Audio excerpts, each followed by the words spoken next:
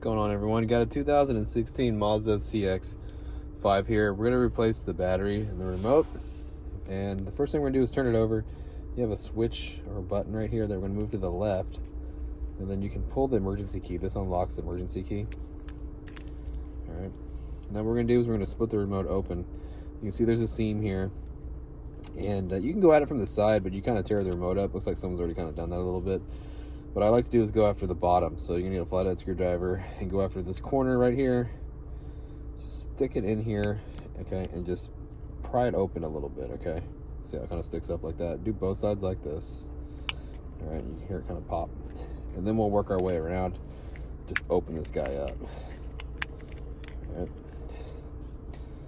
Right here we have a cover for the battery, all right? And it actually has the size for the battery right here. It's a CR 2025 battery. I'm going to show you the battery here in a second, but what you're going to want to do now is you're going to take this cover off. All right, it's pretty much a weather seal cover.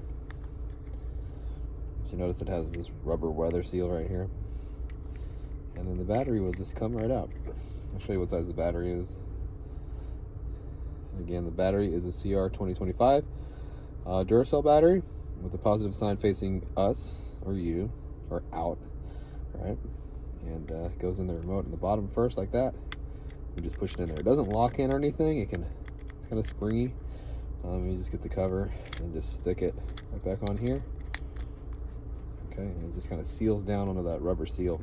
If you need a battery, I'll have the link down in the description box for new batteries if you want to pick one up from Amazon, so check that out. And the battery size will be down there too. So let's get the back cover, stick it on here, just squeeze it till you hear it click and pop. Make sure you go all the way around. Make sure it's all put back together right. And you can put the emergency key back in. It should lock. And you're done. Hope the video was helpful. And if it was, appreciate it if you hit that like button for me. And maybe leave me a comment.